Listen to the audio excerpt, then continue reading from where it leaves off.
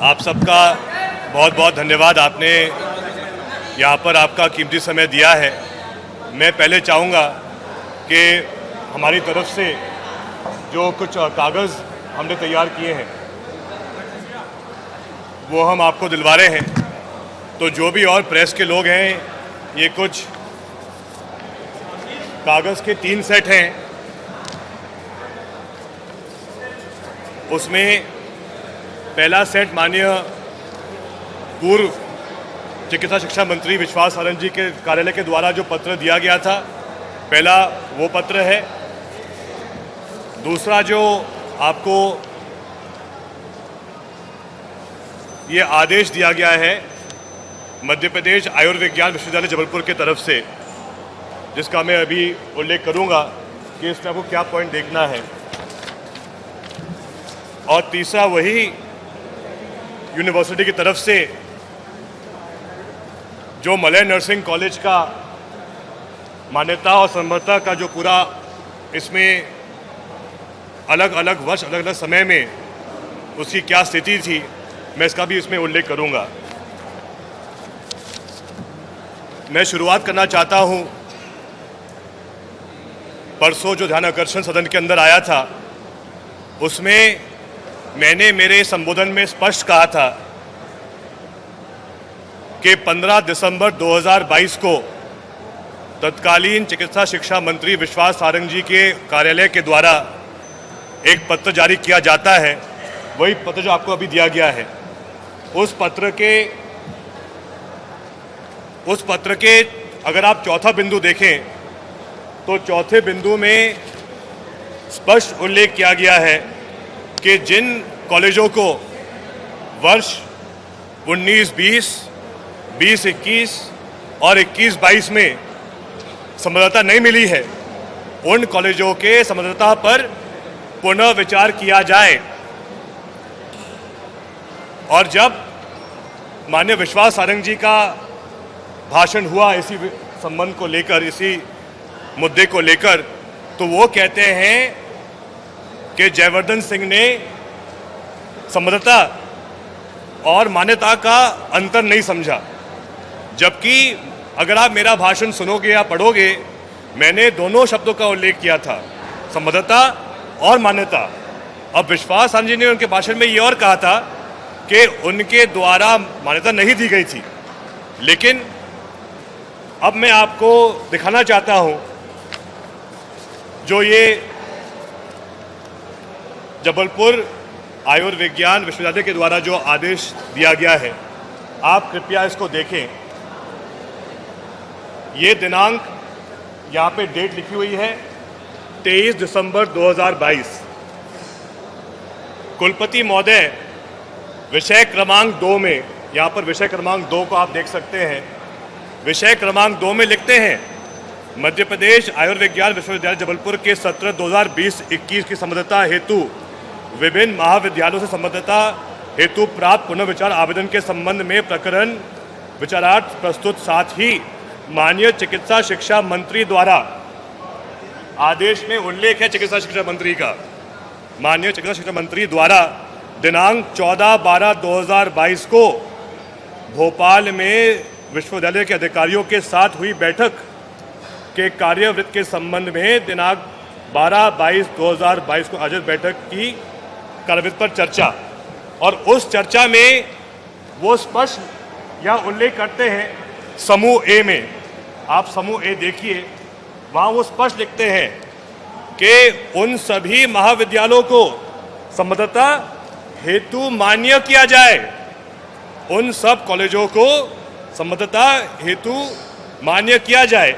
और उसी परिवेश में आप देखें तो जो टेबल दी गई है उसमें तीसरा कॉलेज है Malay college of nursing Bhopal, जिसके मालिक और जिसके प्रिंसिपल आज जेल में हैं। तो इससे स्पष्ट होता है कि माननीय विश्वास सारंग जी के कार्यकाल में ही मलय नर्सिंग कॉलेज को संबद्धता एवं मान्यता मिली थी। अब इसमें वो और भी मजबूत जो सबूत है, वो जो आपको टेबल दी गई है, आप ये भी देख सकते हैं इस टेबल में पूरी टाइमलाइन दी गई है, बिल्कुल निराधार है। देखिए सीधी बात है, 2018 में शायद लगभग 200-300 नर्सिंग कॉलेज, मैं अनुमान से बता रहा हूँ आपको। 2019-20 और जिस सूची के बारे में विश्वास सारंग जी बात कर रहे हैं उसमें लगभग 348 या कुछ कॉलेज हैं। सिर्फ वृद्धि 323, वृद्धि मात्र 40 से 80 कॉलेजों की है और वो सूची है कॉलेजों की। अब वो मतलब एक जो हम कहते हैं यूनिवर्सल सूची है, जो भी कॉलेज जिनके नाम है सबकी सूची है। लेकिन विश्वास सारंग जी ये बात नहीं कहते कि 2021 मई में जो यही सूची उनके कार्यकाल की है उसमें 448 या 448 से वही आंकड़ा पहुंच जाता है 657 पर।